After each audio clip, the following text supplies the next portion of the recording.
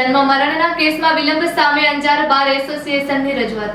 જન્મ અને મરણ નોંધણીના કેસમાં લાંબા સમય વિલંબ થતો હોવાથી તેમજ અરજદારોને નક્કર જવાબ ન મળતા અંજાર બાર એસોસિએશન દ્વારા પ્રમુખ યશ પોટા અને મંત્રી હિમાંશુ પુરોહિતની આગેવાનીમાં મામલતદારને આવેદનપત્ર પાઠવી તાત્કાલિક કાર્યવાહી કરવા માંગ કરી છે. આવેદનમાં જણાવાયું છે કે જન્મ મરણના પ્રમાણપત્ર માટે લોકો લાંબા સમયથી હેરાનગતિ ભોગવે છે. કેસની સમયસર સુનાવણી અને યોગ્ય નિર્ણય ન થતા અરજદારને ભારે મુશ્કેલીનો સામનો કરવો પડે છે.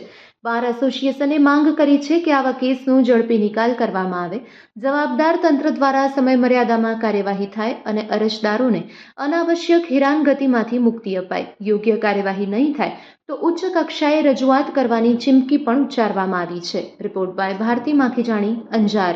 મારા ફેમિલીની વાત કરું, અમારું અર્બન ફેમિલી છે, અમારે એક સિંગલ નોન રજિસ્ટ્રેશન નથી ને વિધિન ટાઈમ કર્યો. અને જે લોકો શિક્ષિત હોય છે એ લોકોને આ પ્રશ્ન જે હોય છે ને જનરલી જૂની પેઢીના કે ગામડાના કે પછાત વ્યક્તિને હોય છે. હવે કેવું છે, સમટાઈમ્સ અમને એવી ફરિયાદ આવી છે કે એવું થાય છે કે આમાં અનરિયલ એવિડન્સીસ માંગવામાં આવતા હોય છે કે 70ના દાયકાના અને અત્યારે મોટી ઉંમરના હોય એવા લોકોના પુરાવા લઈ આવો.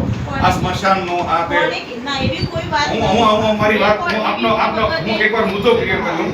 આપ સાહેબ જે કહેશો, આપણે we are here for the dialogue, we are not here to fight.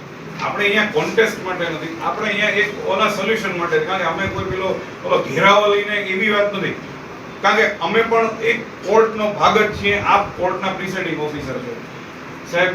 અમારી કેરિયર જે અમારાથી સિનિયર કે અમારા સાથેના જે 20 વર્ષ 25 વર્ષની પ્રેક્ટિસ ધરાવે છે ને, વી પરફેક્ટલી રિમેમ્બર કે જ્યારે કોર્ટ પાસે સત્તા હતી ને સાહેબ, ત્યારે અમારી કેરિયરની શરૂઆતમાં સવારે અરજી કરીએ, બપોરે 4:30 વાગે ઓર્ડર સાથેની યાદી હાથમાં આવે, નગરપાલિકામાં કે તલાટી પાસે જઈને નોંધાવીએ, સાંજે 6 વાગે એ વ્યક્તિ પાસે જન્મમરણનું સર્ટિફિકેટ. બીજું જન્મમરણનું સર્ટિફિકેટ મેળવવા શોખથી કોઈ નથી આવતું, એ એટલા માટે આવે કોઈ સરકારી ઓથોરિટી કે ક્યાંક વારસાઈ નોંધ કે બીજી કોઈ પ્રશ્ન ઊભો થયો હોય ત્યારે. હવે આ બધા પ્રશ્નો ટાઈમ બાઉન્ડ હોય.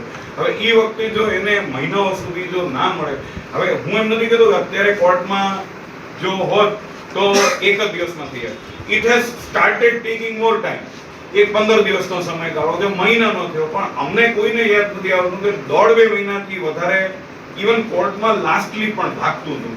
અમે કોઈ કમ્પેરિઝન માટે નથી આવ્યા. દરેક અધિકારી કે દરેક તંત્રની પોતાની એક કામ કરવાની પરિસ્થિતિ કે સિસ્ટમ હોય, but that system should be in synonymity with the object of the act. હવે અત્યારે કેવું છે કે કાયદો એમ કહે છે કે આ બેનિફિશિયલ લેજિસ્લેશન છે, આમાં કાંઈ કોઈને બીજું કાંઈ કોઈ લઈ નથી લેવાનું. ડેફિનેટલી એની ચકાસણી થવી જોઈએ કે અરજદાર છે એની પાસે પુરાવા છે કે નહીં, એ જેન્યુઇન છે કે નહીં, તો એના સેફગાર્ડ જે છે એ નક્કી કરેલા જ છે. નાઉ હવે કેવું થાય કે ઓર્ડર ઉપર રહી ગયા પછી પણ એમાં ક્વેરી આવે છે કે આ પ્રકારની એફિડેવિટ મૂકો કે એવું મૂકો, એવી અમારા